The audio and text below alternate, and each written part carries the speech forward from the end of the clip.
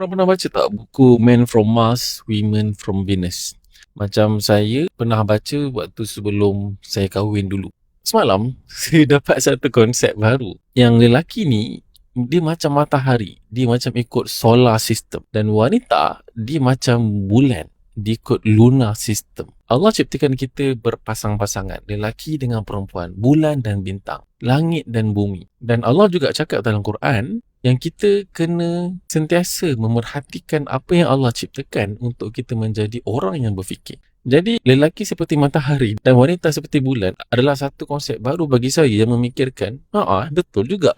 Disebabkan bulan itu akan sentiasa berubah mengikut hari. Ada waktu dia akan cantik sangat, iaitu pada 15 hari bulan, pertengahan bulan, kalender Islam, menjadi bulan purnama, bulat dan cantik. Tapi selepas itu, dia akan menjadi lain, menjadi bulan sabit. Saya pun terbayang kalau bulan sabit tu dia macam bumerang, baling dia patah balik. So, wanita memang sifat dia berubah-ubah. Lelaki pula bagaikan matahari di mana dia bersifat konsisten. Dia sama je. Dan lelaki adalah orang yang bertujuan.